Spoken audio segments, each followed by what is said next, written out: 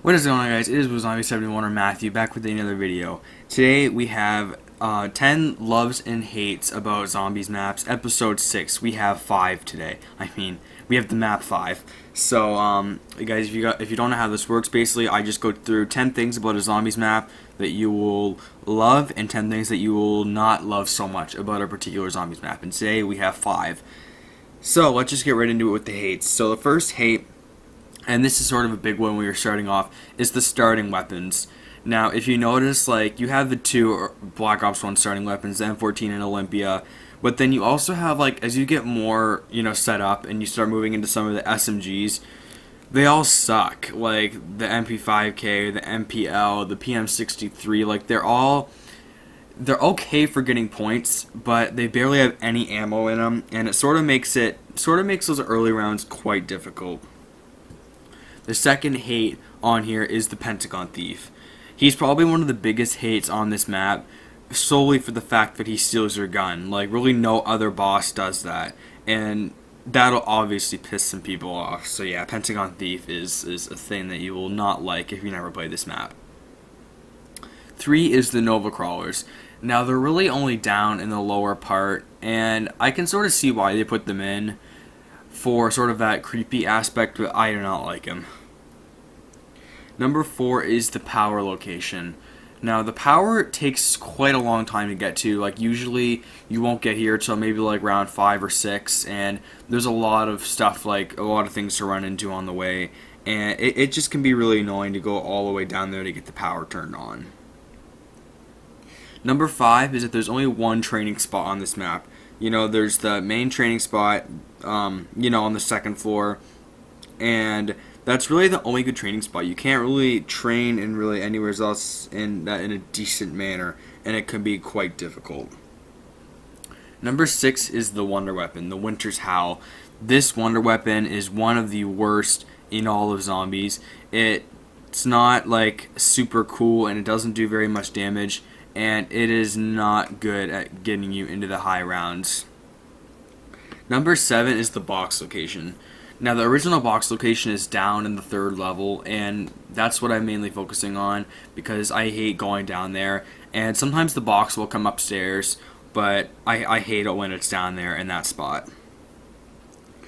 Number 8 is that I know this is more of an early game problem, and that is that there are so many doors on this map. Like, think, you have the doors to the spawn room, then you have to get into the elevator, and then you have to go down the stairs, and then there's also those 2 debris in the second floor, and you have to pay to get into the elevator and go down and pay for more doors when you get to the bottom.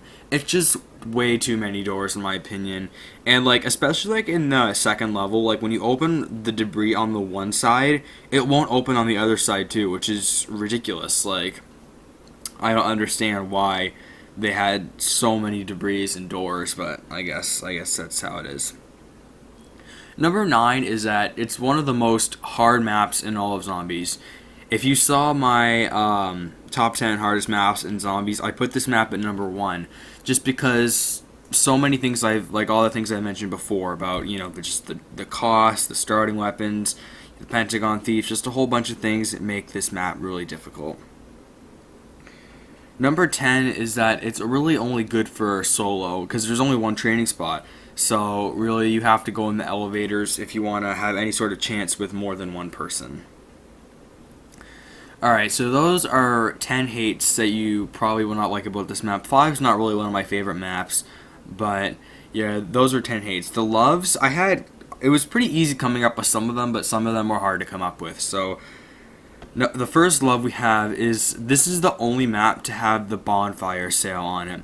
So when you kill the Pentagon Thief before he takes your gun, you can get the bonfire sale, which basically means that all teleporters go to the Pack-a-Punch, and Pack-a-Punch is only 1,000 points, which makes things so OP, and it can really, really help you in the sort of early to mid rounds. Number 2 is that Pack-a-Punch getting there without the bonfire is quite easy. Like, all you have to really do is turn on all the def cons, and then you can just go there. It's really not that bad. Number 3 is the setting, like the Pentagon. The Pentagon is always like, it's such a cool place, and I actually know because I only I only live like maybe an hour and a half, 2 hours from the Pentagon, and I've been there before, and it's a really really cool place, and it's really cool to have a zombies map feature like so close to where you live, because I live on the East Coast, so I live really close to Washington, and yeah, just having the Pentagon and zombies was just really really cool. Next up we have is the cool characters. Guys, these are some really cool characters. They're not really important to the storyline, and they're not some of my favorites, but they are cool. They're different historical figures of JFK, Robert McNamara, Richard Nixon, and Fidel Castro. Just some really cool characters, and you just get to play as them, and that's a really, really cool experience. Number 5 are the elevators for camping. Now, the elevators can be hard hard camping spots rather, but they can be fun. Just sitting in there with friends, just trying to just survive in there. It just brings back some old memories, and it's really fun sometimes. Number 6 is that the jug location is really close to where you train. Like, if you go down and you have quick revive and you get picked back up, if you're training on the second floor, jug is really, really easy to get. And that was a nice thing. You don't have to run all around the map to just try and get your jug back. Number 7, the teleporters. The teleporters can be used as a good escape. They can sometimes be annoying because the Pentagon thief goes through them, but you can just hop in them if you need a quick escape route. Number 8 is the opening cutscene. I think that just that cutscene was so cool. Just before the zombies break in, they're just having a normal conference, and then all of a sudden all these zombies come in, and then they just get into this super badass, just crank out all the weapons, start killing the zombies. It's so cool. Number 9 is that this is a really good map if you want to improve your skills in zombies. It's a good map because it's really hard, and it can really help you with your training because it's a hard map to train on. And if you can get it on this map, then other maps will come a lot easier to you. And number 10 sort of goes hand in hand with that.